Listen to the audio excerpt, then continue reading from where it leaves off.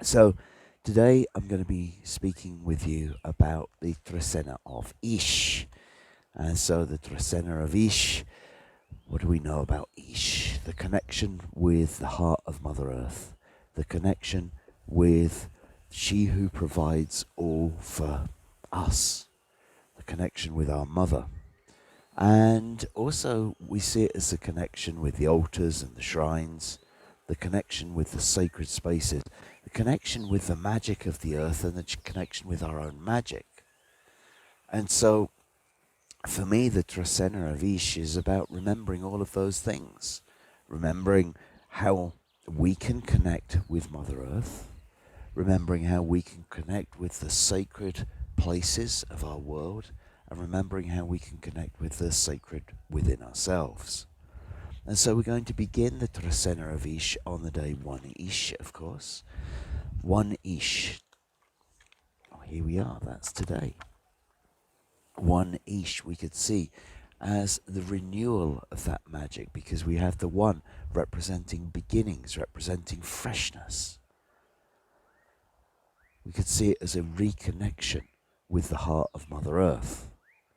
We could see it as a reconnection with our own magic, because, as we go through life, sometimes, things happen. We get a bit jaded about things or whatever, and we forget that, it's up to us to connect. It's up to us to make our connection, to go and find the sacred spaces, to go and find our way of connecting with Mother Earth, to remember what we can do for her, go and see her beauty again. And as a part of that, also remember of what she can bring to us by going and making our ceremonies, going and connecting with her in the way that we connect, and asking her for what we need in life. And so, really, for me, this is, a symbiotic relationship. We look after her, she looks after us, and all that kind of thing. And so it's a great day to kind of have another look, have a renewed look about how you can work with Mother Earth and see what magic it might bring. From 1 Ish, we're then going into 2 Tzikin. Tzikin, the Nawal of the birds, the Nawal of the vision. And here we see it paired with the number 2, representing duality.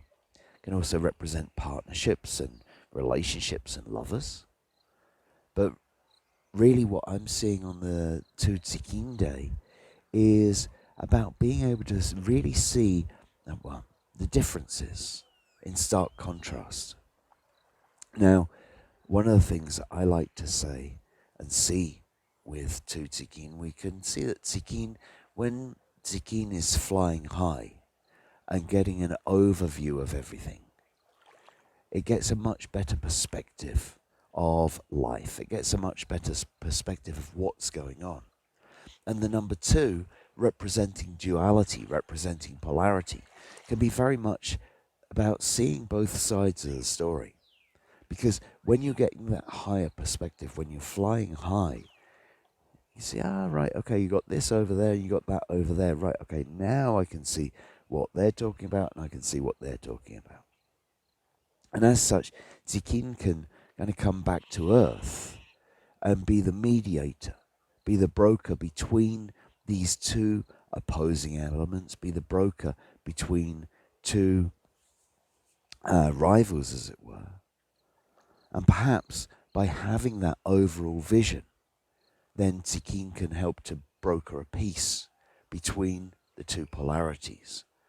And so, if you have the opportunity to do that, to act as a peacemaker, by seeing the bigger picture, by seeing 2 opposing views, then maybe 2 Tzikin is a great day to put that into action.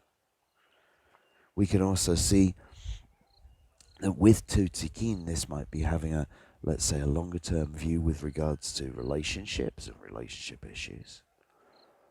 And for me, kind of sometimes, I would say that seeing things in stark contrast can sometimes be something which is maybe not exactly, let's say, people wouldn't see as beneficial, but sometimes we need that. It's like it gives us the clarity to see, right, this is how we go in that way, that's how we go in that way. And it brings us a choice of which vision we wish to follow, because we can see on Tu Tikin that one vision will take us in that direction, the other vision will take us in that direction. And it's our time to choose. Use the guidance, use the vision of the bird to help us to choose, are we going that way or that way? Because it's time to choose which vision you want to bring in. From Tu Tzikin, we then go into 3 Achmach. So Achmach, the Nawal of the human, the Nawal of forgiveness. And the number 3, representing the inner world, representing the home. So this is a day to forgive yourself. This is a day to accept that, we don't always get things right. And maybe as we've gone through our life, we're looking at this in the Trecena of Ix, we're looking at this in relationship to our relationship with Mother Earth, in relationship to the sacred spaces around us and within us. And maybe we don't treat any of them as well as we could do. Maybe we could be looking after the local altars a bit better. Maybe we could be looking after the sacred within ourselves a little bit better. Maybe we could be doing a little bit more than we do for Mother Earth. Well, here we are in the Trecena of Ix, renewing those things. But in order to renew them, it's kind of like we've got to put our energy into the way that we want to go forwards. And we might recognize that we haven't always done things the best way that we could have done them in the past, but there's no point hanging on to that. There's no point being guilty about it, because that's only going to sap our energy of going forwards. So 3 Achmach, I really see very much as the forgiveness of self. It's looking within to say, right, okay, yeah, you know what, that happened. I did what I did at that point in time, and I'm only human, and I'll do my best to make a better go of it as I go forward. So, for me, 3 Achmach holds a lot of those elements. It's looking within to see where forgiveness needs to be. Looking within your home to see, kind of like how to accept yourselves, those around you, for the humans that we are. Kind of like the messy bits of us as well as the beautiful bits of us, and realise that it's all sacred. From 3 Achmach, we then move into 4 Noch. This is one of the local, I call them coots because they look like coots to me, or moorhens, these black birds. Some people call them patapok. These birds that live in the reeds on the lake, and of course, being as it's morning, they're singing rather a lot. So anyway, the day 4 Noch. Noch representing the mind, representing intellect, intelligence, representing the solving of problems. And here with the number 4 representing the physical plane of existence, representing the 4 cardinal points. Noch representing our understanding and how to put things together to come up with a solution. And here we see it in the practical realm. Well, it's pretty obvious what this is about. We've gone through 2 Tzikin where we've identified maybe the negatives and the positives. We've gone through 3 Achmach where we've realised, okay, we could have done that better, but you know what? It's time to move on, so let's forgive ourselves and move on. And then along comes 4 Noch, say, right, okay, let's get a solid plan and put it into action. Because that's what 4 Noch is doing. It's time to get out there.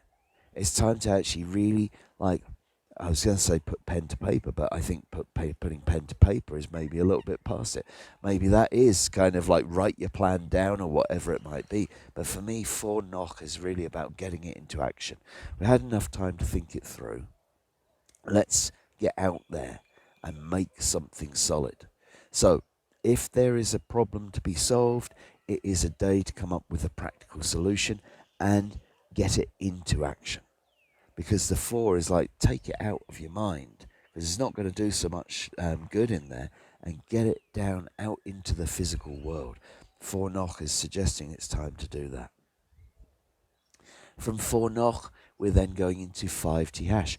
Tash, the obsidian blade, the representative of the surgeon, of the warrior, the one who's cutting through to the truth, the one who's cutting through to beauty. And here we see it with the number 5, the number of one hand, representing work. The number representing, again, putting our energy into it. So with 5 Tash, this is the time to, kind of like get to work on it, right? This is like, okay, we want to bring healing to ourselves. We want to bring healing to our world, to the earth. We want to bring healing and purify. I see Tash as the purifier. Tash is cutting away the mundane. It's cutting through the lies. It's cutting through that which is causing the body to go out of balance. That's the way that it brings healing, through that surgery, in order to bring purity, in order to bring the best out of things. And so if we were looking at it as a day for clearing up trash from our local environment, because this is a way that we could show that we love Mother Earth, a way that we could show that we're looking after her, cleaning up the altars, cleaning up, of course, kind of like stuff which is going on inside of us. Again, if we're looking at it from the point of view of healing, well, it would be great if it was spontaneous, but usually we're going to have to put some energy into it. And so if you're needing to put some energy into purifying your world or purifying yourself, 5 Tash is a wonderful day to do that. After 5 Tash, we come to 6 Kwok. Kwok, the Nawal of the rain, the Nawal of the storm. Kwok, the Nawal of the midwife. And here we see it with the number 6. The number 6 representing the ultimate stability, bringing it to the family, helping to understand how to draw on heaven and earth in order to bring it into the physical realm. And what are we bringing in? New birth. We're bringing in something where, it's helping things to move forward. It's the second part of that healing. We did the work in 5 Tash, and now comes the stabilization of that healing process in 6 Kwok. 6 Kwok could be seen as a day for family healing. If any of you are into making your family constellations, maybe 6 Kwok might be one of the most powerful days for the healing benefits that comes through that kind of work.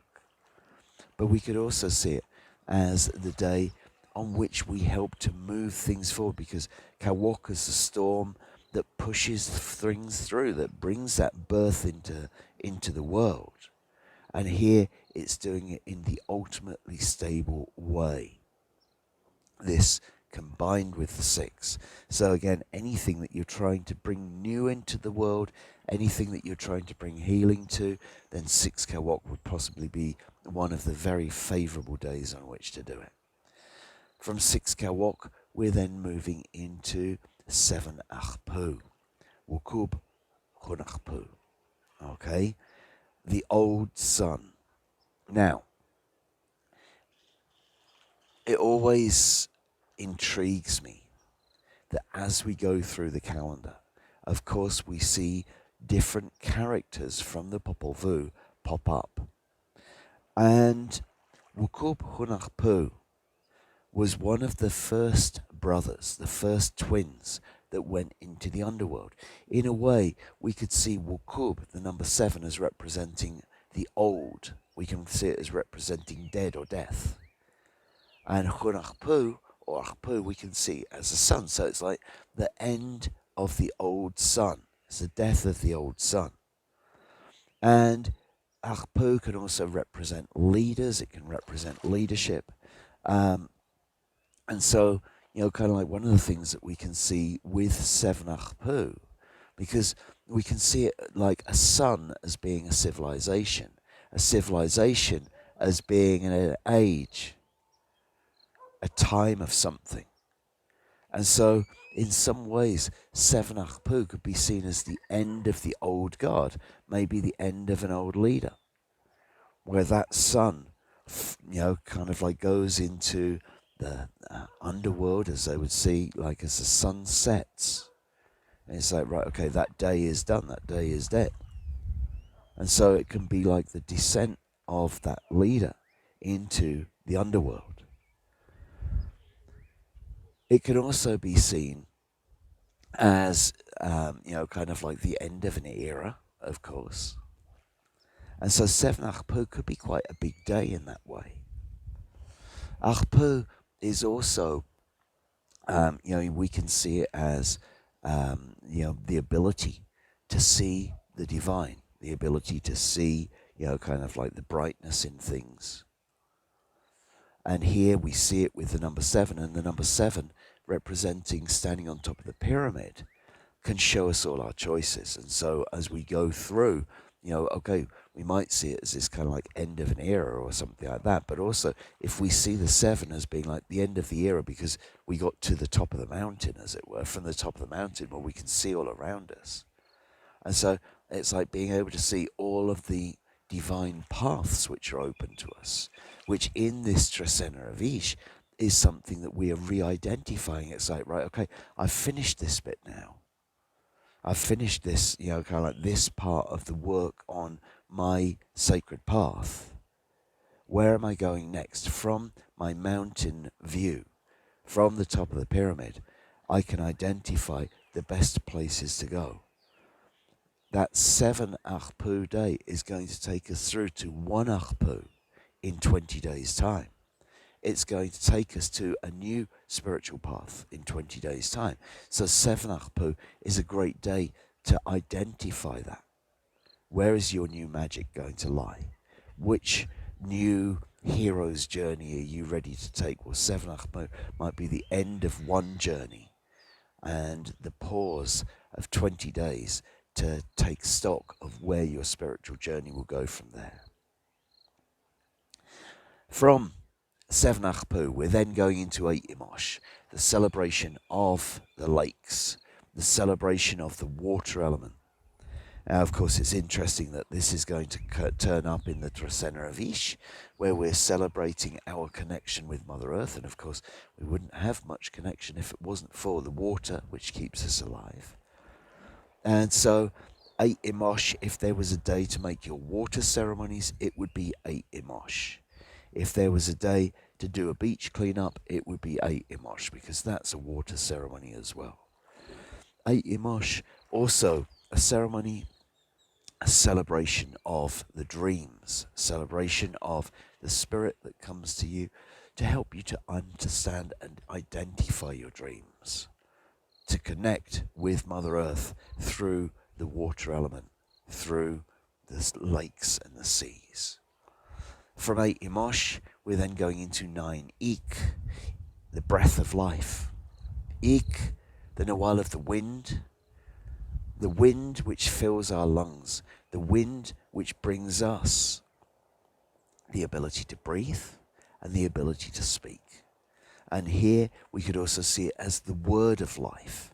The 9 could very much represent our connection with the feminine, and so it may be a day on which the words of women are particularly important and are particularly heard, more so than other days. So if there's something to be said, that's a good day for the women to say it. But also, it's the breath of life. It's a day to celebrate our breath, a day for breath work perhaps as well. And so for me, this day is a day to really celebrate each breath that we take, each breath that comes to us. Again, this is a very feminine Trecena. Ix is the most feminine of the Nawalas. It means she of. And here we see the breath of life. We see the breath of the feminine coming to us. And so it's a day to give thanks, to make ceremony for every breath that we take. It's a day to use our words to bring life. From 9 Ik, we're then going into 10 Akbal. Akbal representing the dawn and the dusk, representing the bringing things out of the darkness and into the light. This number 10 representing the community coming together, representing society. So 10 Akbal could be very much about revelations from society, things which may have been hidden in the darkness, which are being brought out into the light. It could very much represent new concepts for society coming in. And so Tenakabal may bring, kind of like a fair share of, well, let's say surprises that come from community, that come from society. Because, we could see it as the movement from the night into the day. Here I am talking to you at sunrise. It's literally the movement from night into day as we're enjoying this light coming back. Well, that's what Akabal does. And, if you came down here at night, you certainly wouldn't see this view in quite the same way. It's taken the light to reveal it. And so this is Akabal. And so this is why I say it's bringing things that have been hidden to light. And these things that have been hidden are brought in by the community through cooperation, through agreements. And so we might expect some revelations on the 10 Akabal day. And it's asking us, how can we bring our new concepts to the community with regards to looking after Mother Earth, with regards to looking after the shrines and the altars? How can we work together to bring those things in? From 10 Akabal, we're then going to 11 Cat. Well, the 11 days can often be rather, well, I was going to say chaotic. Maybe chaotic is not exactly the word that I should use. They might certainly be, let's say, unpredictable. Because the 11, going in many different directions. It's looking over there, it's looking over there, it's looking over there, it's looking over there. And then paired with Cat. Cat being the one who is helping us to understand what we want to hold on to and what we want to let go of. What we're going to keep in our net and what we're going to release from our net. So when we look at it like that, this is a great decluttering day, but it might be one of those days, maybe you say, well, I've got a lot of stuff hanging out in my attic that I need to let go of. And you go to your attic, and as you're looking through, you're like, right, okay, this stuff I'm never going to use again, so that I'm going to take to the, to the Goodwill, or I'm going to take to, kind of like a recycle or whatever it might be. But as you go through, you find that thing, and you're like, oh, I remember this. You know how you get a bit distracted sometimes when you're trying to declutter? You set out with all those good intentions, and then it just kind of like goes a little bit wrong in that way. So, like, it could be one of those kind of days. But what I would say is that it is an excellent day to look into the deepest recesses of your world, of your life, of your net, and work out what it's time to let go of, what attachments it's time to drop. And, with the 11, it might take you to some places that you really weren't thinking to go or understanding to go. But it's a powerful number, it's a strong number, and it's taking you there through your intuition. Time to, release some things that it's, kind of like that don't fit your view of the magical world, that don't connect with Mother Earth, that don't connect with the feminine. And maybe also time to, hold on to some other things. Maybe it's time to capture. Maybe it's time to, kind of like bring into the net what needs to be put there. From 11 Cat, we're then going into 12 Can. So a powerful day. Can, the representative of, well, our power, also our wisdom. This Trecena has been about our connection with the shrines and the altars, our connection with Mother Earth, our connection with the magic around us and within it. And I would say that in order to do so, we need to understand our own power and how to use it, how to work with it, how to bring out its benefits. 12 Can is a day to focus on the wisdom and the power that comes from our life experience. Because this is really, our best teacher of all, isn't it? as we've gone through our life, we've experienced, maybe we've experienced some magical things. Maybe we've experienced the power that comes from our connection to Mother Earth. Maybe we've experienced the power that comes to us from being around those magical places. And as we work with that, and no doubt as we get older, well, hopefully we get wiser. 12 Can is a day to go through that and assess what it has brought to us, because the 12 is bundling it all together. It's like writing our autobiography. Can also be seen as the teacher. And so this is the teacher which is coming to us through our life experience. This is the teacher that's helping to empower others through life experience. 12 Can is a wonderful day to share your life experience, to empower the next generation, to empower those around you, to help yourself and others to see through any illusions in the world. That's what 12 can bring it. It's like, how do we use our life experience to do it? Well, hopefully, kind of like by a certain age, we should have kind of like worked some things out. It's a great day to help to drop the illusions, to help to embrace the feminine, to work with the feminine in a greater way. It's a great day to drop any illusions that we might have with regards to, like our connection to Mother Earth, the environment. And it's a great day to bring together, as I said, to share what life experience we have, to share our wisdom, to empower those around us. And then finally, we come to the 13th day of the Trecena, 13 Kame. This I see as a day when the veil between the worlds may be very thin, because we have Kame representing the ancestors, representing the dead. We also have the number 13 representing the ancestors, spirit, and the dead. So I would say it's a great day for things like mediumship and getting in touch, with the ancestors and that. But quite honestly, I think the potential for the kind of like the words to come through are such that like it will come through thick and fast if you know it, if you connect with it, if you choose to. Kame can also be about facing our fears. And on 13 Kame, of course, this is a very, very strong day to be facing them. Maybe they are fears that come from spirit. Maybe they're fears that come from our ancestors. Maybe they are,